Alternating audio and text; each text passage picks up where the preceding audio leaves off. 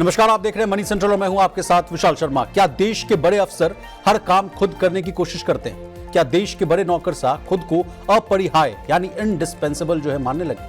क्या इसी वजह से फैसलों में देरी होती है? इन्हीं सवालों के बीच कैबिनेट सचिव टीवी सोमनाथन ने अफसरों को सख्त निर्देश दिया है।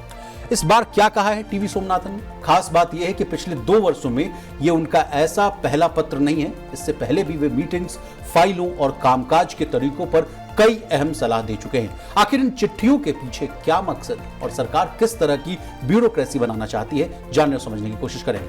पूरी चर्चा में शामिल होने के लिए हमारे साथ मौजूद है हमारे सहयोगी प्रवीण शर्मा सर। सर, आपका मनी सेंटर में बहुत स्वागत है। धन्यवाद विशाल। तो आज के शो में कैबिनेट सचिव ने अफसरों को क्या सलाह दी, ये जानने की कोशिश करेंगे। इसके बाद भारत में रिटेल सेक्टर में आने वाले बूम की चर्चा करेंगे और अंतिम में बैंक लॉकर कस्टमर्स के लिए आई है राहत भरी खबर, तो इन खबरों को भी डिकोड करेंगे। तो चलिए बिना देर किए फटाफट करते हैं मनी सेंटर की शुरुआत। सर, देश के सबसे शीर्ष पद पर बैठे नौकरशाह टीवी सोमनाथन साहब को हम लोग बहुत बारीकी से उनको सुनते हैं, उनके मिनट्स को भी हम लोग डिकोड करने की कोशिश करते हैं। एक पत्र आया है ओवरऑल ब्यूरोक्रेसी पर, क्या कहा गया है उस पत्र में, और उस पत्र को लेकर इसलिए चर्चा हम लोगों ने की है आज कि ये पहला पत्र नहीं है सर। इसके पहले भी मेरे पास जो टाइमलाइन में चीज़ें आ रही हैं फ्रॉम 2024, अगर मैं सही हूँ तो आप करेक्ट कीजिएगा, अक्टूबर 2024 से फिर दिसंबर 2024 में, जुलाई 2025 में, जून 2026 में, जुलाई 2026 में, मतलब 5 बार इनको चिट्ठियाँ लिखनी पड़ रही है। और किनको? खुद उनके अधीनस्थ अफसरों पर, जो नीचे IAS IPS ऑफिसर्स हैं, उनको लिखनी पड़ रही है चिट्ठी। क्या दिक्कतें आ रही हैं? 2014 में जब नई सरकार का गठन हुआ था, उस समय कहा गया था कि पॉलिसी लेवल पर कोई काम नहीं हो रहा है, पॉलिसी पैरालिसिस है, हम आएंगे तो रिफॉर्म, परफॉर्म एंड ट्रांसफॉर्म करेंगे। बार बार ये 5 चिट्ठियाँ क्यों लिखनी पड़ रही है? नहीं, देखिए, जो कैबिनेट सेक्रेटरी टीवी सोमनाथन की मौजूदा चिट्ठी है वो इस बात की तरफ इशारा करती है कि किस तरह से चीज़ें अटकती हैं, किस तरह से अफसर फैसले लेने में हिचकते हैं। और जो बात आपने कही कि 2014 से पहले एक बड़ा मसला इस बात का था, या कहा गया कि अफसर किसी फाइल पर सिग्नेचर नहीं करना चाहते, दस्तखत नहीं करना चाहते। कोई भी अफसर रिस्क नहीं लेना चाहता। कोई अफसर ये नहीं चाहता कि मैं आज किसी फाइल पर दस्तखत करूं और कल जाकर उस फाइल को लेकर कोई डिस्प्यूट क्रिएट हो और उसके बाद कानूनी मुकदमे, कानूनी अड़चनें पैदा हों और रिटायरमेंट के बाद के जीवन या बाकी का जो आपका कार्यकाल है उसमें मुश्किलें पैदा हों। तो इस चीज़ का एक बड़ा मसला था और उसके बाद सरकार बदली और नौकरशाही में भी बड़े बदलाव सरकार ने किए। लेकिन आप समझिए कि टीवी सोमनाथन 2024 में ही जो एक बजट आया उसके बाद उनको कैबिनेट सेक्रेटरी बनाया गया। बजट के तुरंत बाद अगस्त में समथिंग, जुलाई में बजट आया था, पूर्ण बजट 2024 में। और उसके बाद जब सरकार बनी उसके बाद बजट आया, पूर्ण बजट, और उसके बाद उनको कैबिनेट सेक्रेटरी बनाया गया। तब वो फाइनेंस सेक्रेटरी थे। उसके बाद से वो जैसे ही कैबिनेट सेक्रेटरी बने उसके बाद से लगातार वो पूरा, चूँकि PMO में कैबिनेट सेक्रेटरी पहुंच गए और देश के सबसे बड़े नौकरशाह हैं, उसके बाद से वो लगातार इस बात में लगे हुए कि किस तरह से जो नौकरशाही की जो अड़चनें हैं, दरअसल चिट्ठियाँ लिखना, लंबे लंबे लेटर मेमो बनाकर भेजना, मीटिंग्स को शिथिल कर देना कि उसमें बस औपचारिकता भर, तो एक जो ब्यूरोक्रेसी की जो शिथिलता होती है, जो एक हाथी की चाल से चलने वाला जो पूरा पैटर्न है, या दशकों पुरानी व्यवस्थाओं को ढोने का जो एक तौर तरीका चला रहा, उसको बदलने की वो लगातार कोशिश कर रहे हैं।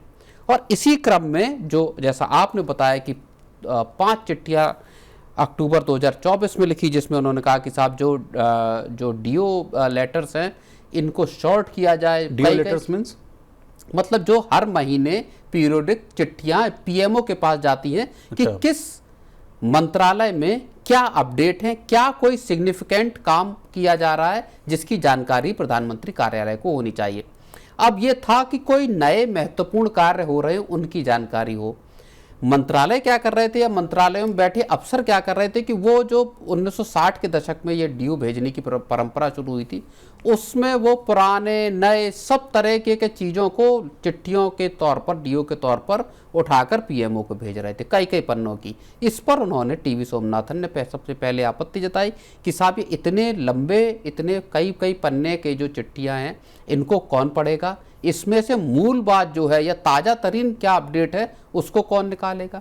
तो उन्होंने कहा कि आप 3-4 पॉइंट में सारी चीज़ें भेजिए, 1 पन्ने या 2 पन्ने तक का अधिकतम, इसमें आपकी पूरी जानकारी आ जानी चाहिए। ये पुराना जो ढोने का तरीका है इसको बदलिए जी।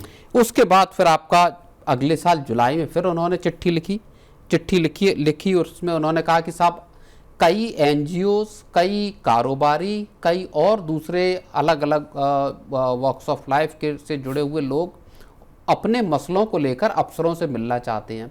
आप मिलते नहीं हैं, आप मिलना नहीं चाहते। उनमें से हो सकता है उनमें से कुछ के सरकार के साथ मुकदमे चल रहे हों, कुछ पर कुछ आरोप लगे हों, लेकिन उन्होंने कहा कि आपको इन लोगों से मिलना चाहिए बिना इस बात की परवाह किए कि कल को आपके ऊपर कोई सवाल उठाएगा। उन्होंने कहा कि आप मंत्रालय में, आप सार्वजनिक उस पे जगह पे और रिकॉर्ड पर आप ऐसी मीटिंग क्यों नहीं करना चाहते। बोले तमाम लोग आते हैं मेरे पास और इस बात की शिकायत करते हैं कि अफसर तो आपके मिलना नहीं चाहते, तो समस्याओं का पता कैसे चलेगा। तो ये एक उन्होंने बड़ा मसला उठाया। फिर आपका जून 2026 की मीटिंग आई जिसमें उन्होंने मीटिंग्स को लेकर कहा कि साहब आप मीटिंगें करते हैं, कई बार गैर जरूरी होता है कि ऑनलाइन भी जो काम हो सकता है या जिसके लिए मीटिंग की जरूरत भी नहीं है उसके लिए भी आपने मीटिंग बुला ली, मीटिंग बेनतीजा है, उसका कोई रिजल्ट नहीं आया। तो रिजल्ट ओरिएंटेड मीटिंग्स हों, कम समय की मीटिंग्स हो ताकि अफसरों के पास जो समय का अभाव है उसका सही इस्तेमाल किया जा सके। और अब जो आखिरी चिट्ठी आई है उसमें उन्होंने कहा है कि साहब आप ये ना सोचें कि आप अगर काम नहीं करेंगे तो काम होगा ही नहीं, आप ये ना सोचें कि आप पे सबसे ज्यादा दबाव है, वर्कलोड ज्यादा है। बिल्कुल, आप अपरिहार्य हैं या इंडिस्पेंसिबल हैं, इसको न सोचें, काम को डेलीगेट करने की कोशिश करें, अपने अधीनस्थों पर भरोसा करें। उनका कहना है कि अफसर ये सोचते हैं या सचिव जो बड़े टॉप लेवल के ब्यूरोक्रेट्स हैं वो ये सोचते हैं किसी भी पॉलिसी को फॉर्म करते वक्त कि अगर मैंने ये काम अपने अधीनस्थ किसी छोटे कर्मचारी जूनियर्स को दिया तो पता नहीं वो क्या कर देंगे। तो पहला ट्रस्ट का इश्यू है। दूसरा इश्यू ये है कि उनकी इंटीग्रिटी को लेकर सवाल है कि साहब ऐसा ना हो कि ये यहाँ बीच में कुछ खेल करने लगे। तीसरा बड़ा मसला इस बात का है कि अधीनस्थ कर्मचारी या अफसर ऐसा कुछ काम ना कर दे जिससे सरकार की किरकिरी हो जाए, और सरकार की किरकिरी होगी तो जो टॉप लेवल का बैठा सेक्रेटरी है उसकी किरकिरी हो जाएगी। मंत्री साहब उनसे पूछेंगे आप क्या कर रहे थे। तो बोले कि इन चीजों को आपको अपनी जो टीम है उस पर भरोसा करना होगा।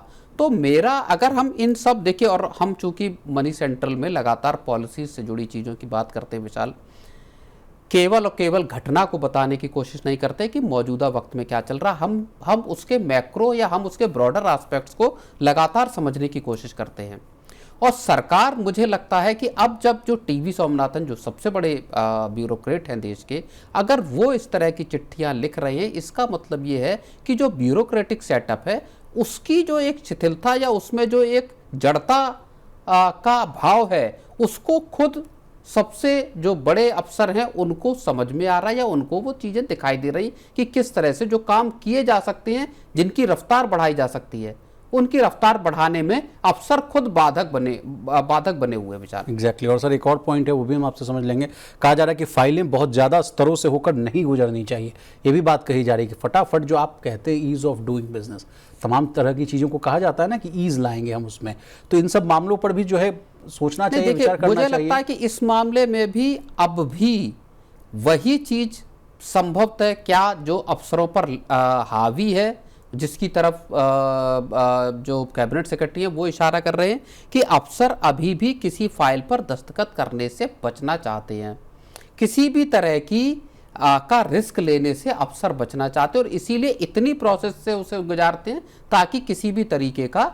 उन्होंने ये भी कहा कि आप भले कई मामलों में जो टॉप सीनियर ब्यूरोक्रेट्स हैं वो अपने जूनियर्स को जिम्मेदारी तो दे रहे हैं, उनको अधिकार तो दे दिया, अथॉरिटी तो दे दी कि ठीक है आप इस मसले पर आप पूरा काम कीजिए, लेकिन लिमिटेड पावर्स दिया। लेकिन नहीं, पावर्स भी दे दी, लेकिन हुआ क्या कि अब जिस अधीनस्थ अफसर को आपने ताकत दी उसके बार बार आपके फ्लोर पर चक्कर लग रहे हैं, वो हर एक पॉइंट को लिखने में आपके पास आ रहा है कि साहब ये लिख दूं कि ना लिख दूं, ये मैंने लिखा, ये ओके है कि नहीं। तो अगर कोई आपका जूनियर अफसर बार बार आपके पास, आपने ताकत दे दी लेकिन वो बार बार आपके पास आकर एक एक चीज को पूछ रहा है, इसका मतलब ये है कि उसका कोई फायदा नहीं हुआ।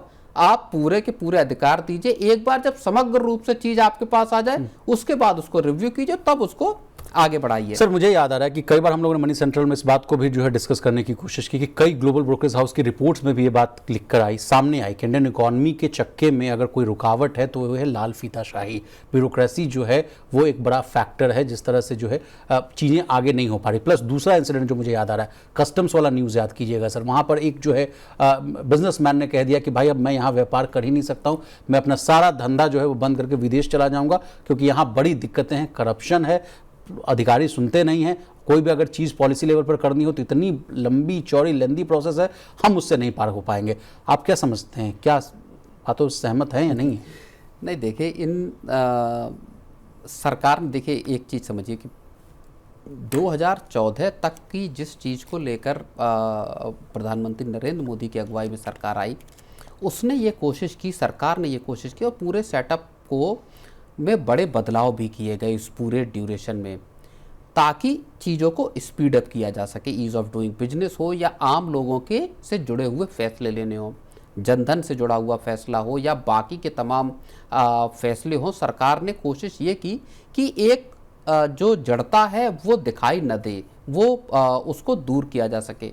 लेकिन चूंकि भारत को ये माना जाता है कि भारत नेताओं के बूते कम, ब्यूरोक्रेट्स के बूते ज़्यादा चलता है, ज़्यादा अहम फैसले ब्यूरोक्रेट्स ही लेते हैं और उसमें उनकी जो काम करने के का जो तरीका है, रफ्तार है, उसमें शायद उस स्तर का बदलाव नहीं आया। और ऐसे टाइम पर आप खास तौर पर मान लीजिए जब सरकार ने 2-2 पैनल गठित कर रखे हैं कि देश में बड़े लेवल पर रिफॉर्म हो, प्रधानमंत्री खुद बार बार कहते हैं कि ये रिफॉर्म का दौर है, यहाँ हम भारत रिफॉर्म की गाड़ी, इंजन स्टार्ट हो चुका है, भारत रिफॉर्म के मतलब पटरी पर दौड़ पड़ा है। लेकिन वो रिफॉर्म करने के लिए असल में क्या अफसर तैयार हैं, क्या अफसर उसके लिए आपका कैटलिस्ट बन पा रहे हैं सरकार के साथ या नहीं, ये एक बड़ा विशाल सर मुझे तो जहाँ तक याद आ रहा है कि मोदी साहब के नेतृत्व में जो है 100 से अधिक डिस्ट्रिक्ट्स को जो है एस्पिरेशनल डिस्ट्रिक्ट्स बनाया गया। वहाँ के जिलाधिकारियों को जो है विशेष रूप से कहा गया कि ये जो है बीमारू राज्य, जो ब्लगार्ड्स हैं, जो पीछे हैं, उनको जो है आप स्पीड अप कीजिए, अपने कार्य प्रणाली में, कार्यशैली में बदलाव लाइए। क्या हुआ सर एस्पिरेशनल डिस्ट्रिक्ट्स का? तो मुझे आज तक नहीं उसका कोई फॉलोअप समझ में आता है, कहाँ वहाँ के क्या कुछ अच्छा काम हुआ नहीं हुआ। आज भी जो जिस राज्य से मैं आता हूँ, बिहार, आज भी सबसे गरीब राज्यों की श्रेणी में रैंक में नंबर 1 आता है, वहाँ स्थितियाँ नहीं बदली। तमाम ऐसे राज्य हैं जहाँ स्थितियाँ अभी भी जस की तस हैं। नहीं, अब राज्यों में राज्यों की ब्यूरोक्रेसी है, राज्यों को चलाने का मैकेनिज्म है, लेकिन आते तो सब ऑल इंडिया सर्विसेज में हैं सर। हाँ, आते सब ऑल इंडिया सर्विसेज से ही हैं, लेकिन राज्यों की पॉलिटिक्स अलग है, राज्यों में फैसले लेने के तरीके अलग है। हालांकि अगर आप पिछले 10-12 साल को देखेंगे तो राज्यों में एक कंपटीशन बढ़ा है, कोऑपरेटिव फेडरलिज्म और कॉम्पिटिटिव फेडरलिज्म। हाँ, बिजनेस को लेकर इन्वेस्टमेंट को लेकर राज्य अब ज़्यादा एक दूसरे से compete करते हुए दिखाई देते हैं। एक ही पार्टी से की सरकार वाले 2 राज्यों में आपस में आपको कंपटीशन दिखाई देता है कि साहब कोई फलां कंपनी का इन्वेस्टमेंट मेरे राज्य में क्यों नहीं आया, दूसरे राज्य में कैसे चला गया। तो ये बदलाव राज्यों में जरूर आए हैं। पिछले 10-12 सालों में राज्यों को समझ में आया कि साहब अगर आपको जॉब्स देनी है, अगर आपको ग्रोथ हासिल करनी है, अगर आपको स्टार्टअप लगाना है, स्टार्टअप्स का इकोसिस्टम तैयार करना है, तो आपको बिजनेसेस को पे फोकस करना पड़ेगा, इसका दूसरा कोई तरीका है नहीं। तो बदलाव आए, लेकिन केंद्र के स्तर पर चूंकि ज़्यादा बड़ी पॉलिसीज़ पूरे देश के लिए या 150 करोड़ लोगों के लिए केंद्र असल में तैयार करता है, रिफॉर्म का पूरा जो प्रक्रिया है वो केंद्र से शुरू होती है और पास फिर उसके बाद राज्यों की तरफ होती है। तो केंद्र के स्तर पर यहाँ फैसले लेने की रफ्तार जरूर तेज होनी चाहिए। राजीव गाबा जो इससे पहले के आपके कैबिनेट सेक्रेटरी थे, उनको अब चूँकि एक पैनल का जो रिफॉर्म के लिए सरकार ने पैनल बनाया, उन्होंने भी कई बड़ी सिफारिशें दी है, इसी दिशा में सिफारिशें दी हैं। और जो टीवी सोमनाथन साहब बात करते हैं, तो मुझे लगता है कि देश का जो ब्यूरोक्रेटिक स्ट्रक्चर है उसको लेकर बड़े सवाल यहाँ से जरूर पैदा होते हैं कि साहब काम करने की रफ्तार कैसे बढ़ेगी। लेकिन sir what is the way forward? अंतिम सवाल मैं आपसे पूछ रहा हूँ, चीज़ें बदलेंगी कैसे, क्या करने की जरूरत है इंडियन ब्यूरोक्रेसी में? अब देखिए, सरकार के मोर्चे पर? सरकार तो देखिए अपनी तरफ से मुझे लगता है ऐसा कि सरकार अपनी तरफ से फ्री हैंड देती है। सरकार कहती है या नहीं, इस सरकार में तो कम से कम आप इस बात को मान सकते हैं कि सरकार कहती है कि आप जो आइडियाज़ हैं उनको लेकर आइए। खुद प्रधानमंत्री बार बार कैबिनेट जो सेक्रेटरीज हैं उनके साथ बैठक करते हैं कि आपके पास जो आइडियाज़ हैं वो लेकर आइए, इम्प्लीमेंटेशन कैसे करना है वो आइडिया आप बताइए, और उन तमाम जो रिफॉर्म है या तमाम स्कीमों को सरकार लागू करेगी। इससे बेहतर प्लेटफॉर्म ब्यूरोक्रेट्स के लिए भी नहीं हो सकता कि जहां से वो कुछ बड़े सुझाव या बड़े जो आइडियाज़ और इनोवेशन पर विचार काम कर सकते हैं। चलिए सर आगे बढ़ते हैं। क्या भारत में रिटेल सेक्टर एक नए बूम की ओर बढ़ रहा है? हम ऐसा इसलिए कह रहे हैं क्योंकि देश की दिग्गज रिटेल कंपनियां इस फाइनेंशियल ईयर में हजारों नए स्टोर्स खोलने की तैयारी कर रही है। इसके लिए 4000 करोड़ से ज्यादा का निवेश यानी इन्वेस्टमेंट किया जा रहा है। रिलायंस रिटेल, डी-मार्ट, ट्रेंड, मोर रिटेल और अरविंद फैशन जैसी कंपनियां अब मेट्रो शहरों से आगे बढ़कर टियर 2 और टियर 3 शहरों को जो है अपना नया ग्रोथ इंजन बना रही है। आखिर कंपनियां छोटे शहरों पर इतना बड़ा दाव क्यों लगा रही और इसका ग्राहकों और रोजगार पर क्या असर होगा? आइए प्रवीण सर का रुख करते हैं और समझने की कोशिश करते हैं ये कहानी क्या है। कल भी सर हम लोगों ने मनी सेंटर में इस बात को समझने की कोशिश की थी कि देश के ग्रामीण क्षेत्र की हालत क्या है। 60% आबादी जो इस देश की अभी भी एग्रीगेरियन है, गांव देहात में रहती है, वहाँ की माली हालत क्या है, वहाँ क्या कंजम्पशन डिमांड है, वहाँ क्या पैसे इनकम को लेकर समस्याएं क्या हैं, कल हम लोगों ने समझा। आज जो है रिटेल डिमांड जो है शहरों को लेकर इसकी तस्वीर क्या है सर, समझाइए। नहीं देखिए, ये कहानी है आपके रिटेल सेक्टर के एक्सपेंशन की, पहली बात। दूसरी बात, क्विक कॉमर्स के और आपके ई कॉमर्स के दौर में जहां इस बात का सबसे बड़ा विशाल सवाल पैदा हो रहा है कि क्या इन कंपनियों की जो आंधी है उसके सामने क्या जो रिटेल स्टोर्स हैं या जो ज़मीन पर मौजूद स्टोर्स हैं क्या वो टिक पाएंगे कि नहीं टिक पाएंगे, क्या किराना दुकानें टिक पाएंगी कि नहीं, क्या छोटे अपैरल के या गारमेंट के जो दुकानदार हैं क्या वो अपना धंधा कर पाएंगे कि नहीं कर पाएंगे, उससे जुड़े या उसमें आप दूसरे इलेक्ट्रॉनिक गुड्स और बाकी की चीज़ों को शामिल कर लीजिए। क्या ये ऑफलाइन मोड में चलने वाली दुकानें और इनको चलाने वाले लोग इस धंधे में बने रह पाएंगे कि नहीं रह पाएंगे, उससे जुड़ी बात है। और जो ये अब जो नए ट्रेंड आ रहे हैं ये बताते हैं कि जो नया मॉडल भारत में डेवलप हो रहा है उसका सार ये है कि एक ही साथ आपका ऑफलाइन और एक ही साथ आपका क्विक कॉमर्स या ई कॉमर्स का बिजनेस दोनों यहाँ पर एक रफ्तार से आगे बढ़ते हुए दिखाई दे सकते हैं। इसी वजह से आपका जो ऑफलाइन स्टोर्स हैं या रिटेल स्टोर्स हैं उसमें ये 4000 करोड़ का भारी भरकम निवेश इसी साल आता हुआ विशाल दिखाई दे रहा है, जिसमें मोर है, जिसमें मोर रिटेल है, जिसमें इन कंपनियों का विस्तार सबसे ज्यादा होगा। ये डेटा भी मेरे पास है सर। रिलायंस रिटेल, ट्रेंड जो टाटा ग्रुप्स की कंपनी है, मोर रिटेल, अरविंद फैशन, बिल्कुल, डी-मार्ट चलाने वाली एवेन्यू सुपरमार्ट्स। तो डी-मार्ट को देखकर मैं भी चौंक गया सर। डी-मार्ट की जो स्टोरी मैं जानता हूँ, इनके सक्सेस के पीछे स्टोरी यही है कि इनके पास कहीं भी अगर कोई दुकान है तो वो जो है इनकी स्वयं स्वामित्व वाली है, कोई रेंट वेंट पे है नहीं, तो इसलिए इनका जो है डिस्काउंट्स भी अब अच्छे देते हैं तो लोग भी बहुत पहुँचते हैं। लेकिन इस साल कितने नए स्टोर्स खोल सकते हैं सर, इसको लेकर भी आंकड़ा है। देश की 10 सबसे बड़ी जो लिस्टेड रिटेल कंपनियों द्वारा खोले गए या खोले जाने वाले स्टोर्स की संख्या बता रही है कि फाइनेंशियल ईयर 24 में 1865 नए स्टोर्स खुले, 25 में ये 1745, थोड़ा गिरावट आया सर, लेकिन 2026 में 1745 स्टोर से बढ़कर जो है 2182 नए स्टोर्स का अनुमान जताया जा रहा है।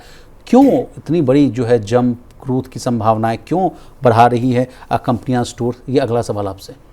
नहीं, इसमें दो चीज़ें हैं। एक तो है कंज्यूमर एक्सपीरियंस विशाल, दूसरा है जूडियो, जो ट्रेंड का जूडियो है जो सस्ते कपड़े बेचने की जो टाटा का जो एंटरप्राइज है, रिटेल स्टोर है, उसकी सक्सेस। पहली चीज़, लोग या कंज्यूमर ये चाहते हैं कि वो जिस सामान को खरीद रहे हैं उसको देख कर परख कर, या उसको कपड़े यहाँ अगर हैं तो उसको पहन कर उसका ट्राई करके एक बार देख ले उसका स्टफ कपड़ा कैसा, इन चीज़ों को देख परख लें जी। और इसलिए कस्टमर चाहते हैं कि वो मौके पर जाकर या दुकान पर जाकर उस चीज़ को देखें और उसके बाद खरीदने का फैसला करें। 4 दुकानों पर देख के सामान फैसला करें। तो पहला मसला आता है कंज्यूमर एक्सपीरियंस का। दूसरा मसला आता है जूडियो जैसे लो कॉस्ट वाले आपके जो पे सामान बेचने वाले जो स्टोर्स हैं उनकी सक्सेस। आप अगर देखेंगे तो पिछले कुछ सालों में ही जूडियो ने अपनी सफलता के नए पैमाने खड़े किए हैं।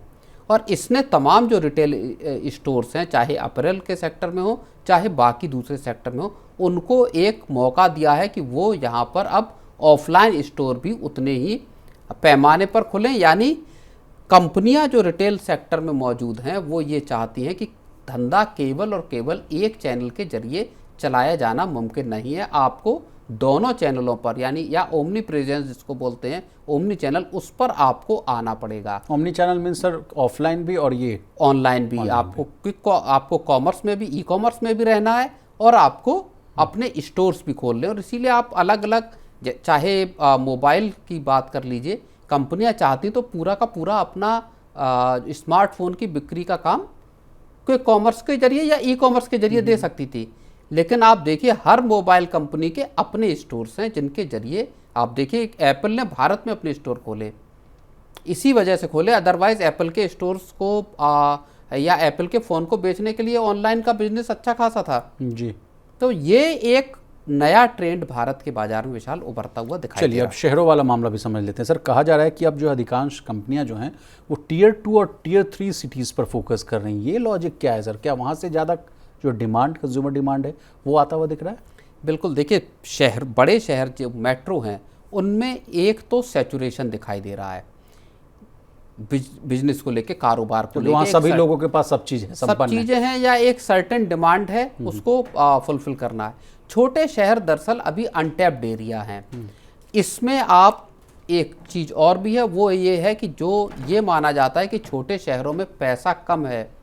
ये इस चीज़ को छोटे शहर या टियर 2 या टियर 3 शहरों ने बार बार इसको खारिज किया है, इस तर्क को कि छोटे शहरों में पैसा नहीं है जी। बड़ी तादाद ऐसे लोगों की छोटे शहरों में है जो सरकारी कर्मचारी हैं या कारोबारी हैं जी। और उनके पास अच्छी खासी पूंजी है। और जिनके पास नहीं है बॉस, उनके पास तो ऑप्शंस भी तो है, नो कॉस्ट EMI है, MFIs है, जैसा आप बता रहे हैं। रिश्तेदार, नाते रिश्तेदार ये जो है सूदखोर से जो है वो पैसा लेके कर रहे हैं। एस्पिरेशनैलिटी बढ़ रही है ना बॉस। तो ये जो पूरा तबका था, सरकारी कर्मचारियों का तबका और कारोबारियों का तबका, इसको अपने ज़रूरत के लिए जब सामान खरीदना होता था तो अपने शहर के पास के बड़े शहर जाना पड़ता था, वहाँ जाकर आप खरीदारी करते थे। अब जब कंपनियां हैं उनकी नज़र इस बात पे है कि आपको आपके शहर में ही ऑप्शन मुहैया कराया जाए, और इसीलिए आप छोटे शहरों में जाइए, आपको जो बड़े ब्रांड हैं वो आपको तकरीबन वहाँ मिल जाएंगे। मतलब गांव में भी जूडियो दिखेगा? गांव में तो जूडियो भले ना दिखे, लेकिन हाँ उस शहर में, उस मुख्यालय में आपको जूडियो, जो जिला है वहाँ आपको जूडियो और इस तरह के तमाम जो स्टोर्स हैं वो आपको देखने को अब मिल जाएंगे वहाँ पर।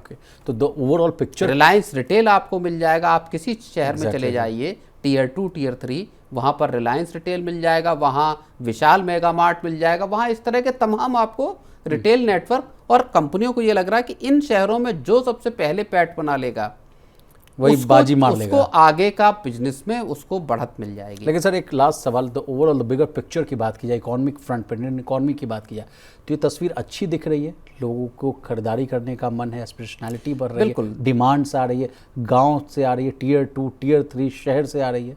नहीं, बिल्कुल। देखिए गांव देहात की तस्वीर थोड़ी अलग है, जिसकी हमने कल भी बात की। वहाँ बहुत सारी चीज़ें इस बात पर विशाल निर्भर करती हैं कि लोगों के पास पैसा है, उसके पास क्रॉप के जरिए कितना पैसा आया, क्रॉप अच्छी हुई कि खराब हुई, जो क्रॉप हुई उसका पैसा कितना मिल रहा है। गांव के हालात इस चीज़ पर डिपेंड है, क्योंकि या जिनके पास सरकारी नौकरी है, जो फौज से रिटायर होकर आए हैं, ऐसे लोगों का पैसा गांव में दिखाई देता है।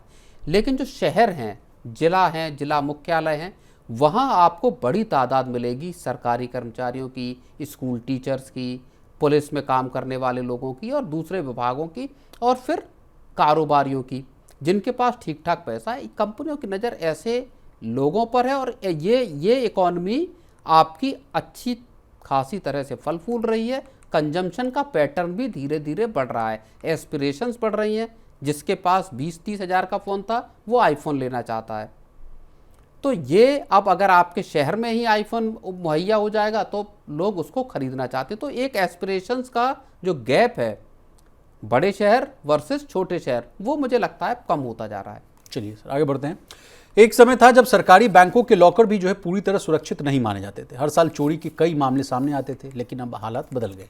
सरकार के ताज़ा आंकड़े बताते हैं कि 2025-26 में सरकारी बैंकों के लॉकर से चोरी का एक भी मामला दर्ज नहीं हुआ। आखिर ऐसा क्या बदला? क्या आरबीआई के सख्त नियमों का असर दिखने लगा है? और अगर भविष्य में कोई चोरी होती भी है तो बैंक आपकी कितनी जिम्मेदारी लेगा, इस मामले को भी जो है समझने की कोशिश करेंगे। ये बड़ी अच्छी खबर है सर। बैंक लॉकर्स को लेकर भी मनी सेंट्रल और तमाम मनी9 पे जितने भी प्लेटफॉर्म्स पे हमारी जो स्टोरीज लगती है उसको जनता बड़ी देखती है, सराहती है।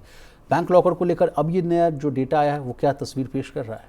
नहीं, सरकार ने ये बताया कि कोविड के बाद से जो 5 साल में पहली बार ऐसा हुआ है, तब 2025-26 में बैंक लॉकरों में किसी तरह के, खासतौर पर सरकारी जो 12 बैंक हैं उनमें किसी तरह के की चोरी का मामला सामने नहीं आया है। इससे पहले के जो आपके 21-22 से लेकर 24-25 तक तकरीबन 40 जो है वो लॉकर में चोरी के मामले आए थे। इनमें से 75% जो मामले थे वो उत्तर प्रदेश और झारखंड डेटा है सर, संबंधित थे। Exactly sir. किस साल में सबसे ज़्यादा चोरी हुई है? तो 21-22 में 16 मामले थे, 22-23 में सबसे ज़्यादा 17 मामले थे, 23-24 में 3 मामले, 24-25 में 4 मामले, और इस बार जो कहा जा रहा है कि 0 मामले। और ये आंकड़ा कौन दिया है ये भी समझ लेते हैं। वित्त राज्य मंत्री पंकज चौधरी ने राज्यसभा में लिखित जवाब में ये जानकारियाँ दी हैं। और जो बात प्रवीण सर कह रहे थे कि किस राज्य में सबसे ज़्यादा चोरी हुई, सबसे ज़्यादा सर सब उत्तर प्रदेश में 18 मामले हैं,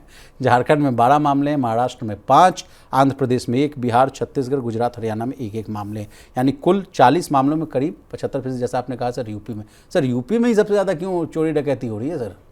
नहीं, ये अब देखिए, ये मामले आने की बात है। यूपी बड़ा आप ये राज्य है बड़ा राज्य है, लेकिन इससे बड़ी बात यह है कि जो बैंक ऑफ इंडिया और सेंट्रल बैंक ऑफ इंडिया हैं, इनमें दोनों में 14-14 मामले आए हैं। जब आप इन मामलों का जिक्र करते हैं 40 मामलों का, उसके बाद दूसरा नंबर आता है स्टेट बैंक ऑफ इंडिया का, जहां पर 10 मामले इस तरह के आए हैं। तो एक तरह से 2021 में रिजर्व बैंक ने असल में बड़े बदलाव किए थे बैंकों के लॉकर से जुड़े हुए नियमों को लेकर।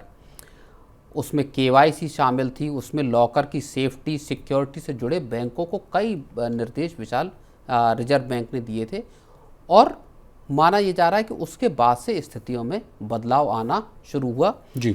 21-22 और 22-23 का दौर जो कोविड के ठीक बाद का दौर था, वहाँ सबसे ज़्यादा, ये भी बड़ा चौंकाने वाला मामला है, इन 2 सालों में सबसे ज़्यादा जो है लॉकरों में चोरी के मामले सामने आए सरकारी बैंकों के। अगर हम बात करें, क्या इसको इस कारण से समझा जाए सर कि लोग घर में बंद थे, रोजी रोजगार का मामला नहीं था, तो इस तरह से जो मैल प्रैक्टिसेस की संभावना बढ़ गई?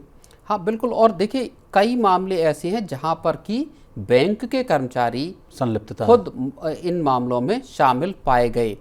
जी चलिए सर, अब आरबीआई ने जो सुरक्षा बढ़ाने के लिए क्या क्या नियम कायदे कानून बनाए थे उनको समझ लेते हैं। जैसा कि सर ने कुछ पॉइंट्स बताए, मेरे पास भी है 2-4। स्टैंडर्ड लॉकर एग्रीमेंट जो है वो उन्होंने बैंकों को कहा था कि अपनाना होगा। लॉकर एरिया की 24 घंटे बेहतर सुरक्षा जो है वो सुनिश्चित करानी होगी। लॉकर खुलने पर कस्टमर्स को जो है एसएमएस या ईमेल अलर्ट जो है वो भेजना होगा। ज़रूरत पड़ने पर सर लॉकर खोलने यानी ब्रेक ओपन की साफ प्रक्रिया जो है वो अपनानी होगी, और कंपनसेशन देने के नियम भी जो है वो भी तय करने होंगे। अपनी जो है लॉकर नीति और नियम जो भी है आपको अपने वेबसाइट पर सार्वजनिक तौर पर जो है लोगों को बताना होगा। तो तमाम हथकंडे आरबीआई बिल्कुल। और बैंकों की लायबिलिटी भी तय की गई थी इन्हीं नियमों में कि अगर किसी लॉकर से चोरी होती है तो बैंक सालाना रेंट का 100 गुना देने के लिए लायबल है। ओके सर, अगर मान लीजिए कि अगर किसी लॉकर का किराया जो है 5,000 रुपये के आसपास है, तो मान लीजिए 100 गुना क्या मतलब 5 लाख के आसपास मिलेगा। इतना पैसा तकरीबन बैंकों को। लेकिन सर एक तर्क इसमें यह आता है कि कोई भी व्यक्ति लॉकर में अगर माल पानी रखता है सर, तो वो कई बार मैं न्यूज़ चैनल में ही देखता हूँ या न्यूज़पेपर पे ही देखता हूँ कि किसी जो है मतलब सरकारी अफसर के यहाँ जो है दबिश पड़ी, लॉकर खुला तो उसमें से पता चलता है कि मतलब 50-60 लाख मत मानिए, 1 करोड़ 2 करोड़ 10 करोड़ का सोना चांदी जो है वो पाया गया। चलिए इस कहानी को रिवर्स कर लेते हैं। मान लीजिए किसी ने अपने लॉकर में 10 करोड़ के आसपास का सोना रखा, अब मिला 5 लाख, तो उसको तो बड़ी नुकसान होगी सर। अब देखिए, उसमें मसला इस बात का है विशाल कि जब आप लॉकर में सामान रखते हैं तो वो एक अनडिस्क्लोज्ड असेट है। अनडिस्क्लोज्ड असेट से मतलब है कि आप उसकी जानकारी बैंक को नहीं दे रहे कि मैंने अपने लॉकर में क्या रखा, उसकी वैल्यू कितनी है।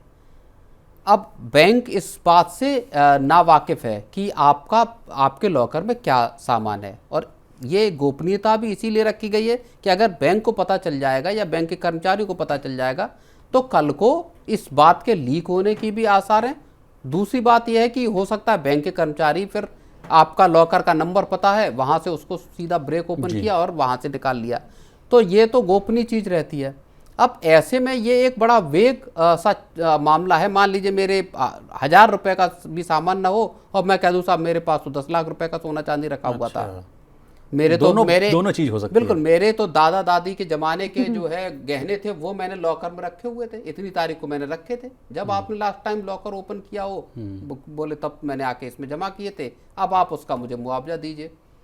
तो बैंक इस तरह की उस स्थिति के लिए ही रिजर्व बैंक ने ये बनाया है कि आप जो रेंट ले रहे हैं उस रेंट का 100 गुना आप पे लायबल है। उसके बाद का एक और दूसरी बात भी है, जो असेट आपकी डिस्क्लोज्ड है बैंक के पास, जो एफडी में आपने मान लीजिए 1 लाख रुपए की एफडी कराई है या 10 लाख की एफडी कराई है, बैंक आपको लायबल 5 लाख रुपए देने के लिए ही है, डीआईसीजीसी वालों, डीआईसीजीसी के जरिए। तो इंश्योरेंस अब आपका 1 करोड़ भी जमा हो मिलेगा आपको 5 ही लाख। तो ये अब बैंकों के जो नियम है हिसाब किताब है, उस पर जो है सो है उसको बढ़ाने की बात है। लेकिन इसमें एक और बात है, 2025-26 का अच्छा आंकड़ा सरकार ने पेश कर दिया, लेकिन 2026-27 का जो फिस्कल शुरू हुआ इसमें ही आप देख लीजिए कई मामले ऐसे आए हैं जहां बैंक के लॉकरों में चोरी हुई है। तो वो दो मामले मेरे पास हैं। एक सूरत का मामला है बिल्कुल जो जुलाई में आया है, जिसमें किसी व्यक्ति ने 45 लाख रुपए का गोल्ड के 100 ग्राम के बार जो है अपने रखे थे। अच्छा। और जब उसने खोला लॉकर तो उसके में 65 ग्राम के निकले, जिसमें सिर्फ 3% गोल्ड था, बाकी सारा दूसरी अलॉय या दूसरी धातु वहाँ उसमें मौजूद थी। किसने ऐसा कर दिया सर?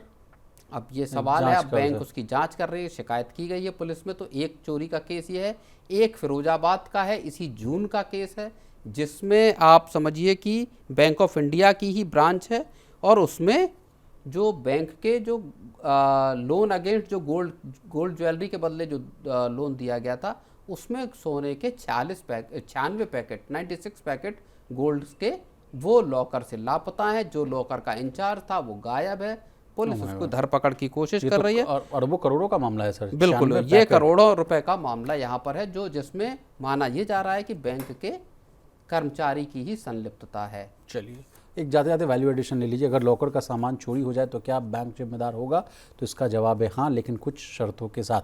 अगर नुकसान जो है, मैं एक लिस्ट बता रहा हूँ इन कारणों से हुई है, तो आपका जो है बैंक जिम्मेवार लायबल होगा। चोरी, सेंधमारी यानी जिसको बर्गलरी बोलते हैं, डकैती, लूट, आग, बैंक की बिल्डिंग गिरना, बैंक कर्मचारी की अगर धोखाधड़ी के मामले अगर सामने आते हैं तो बैंक लायबल होगा। तो ये रही आज के लिए 3 खबरें मनी सेंटर की। प्रवीण सर का शुक्रिया अदा, आपने बहुत कीमती समय निकाला, तमाम विषय को बहुत ही आसान भाषा में विस्तार से समझाए। आप शुक्रिया सर आपका। तो आज के मनी सेंटर में बस इतना ही। इसी तरह देश, दुनिया, बिजनेस जगत से जुड़ी तमाम ताज़ा तरीन खबरों के लिए बने रहिए हमारे साथ। देखते रहिए मनी 9।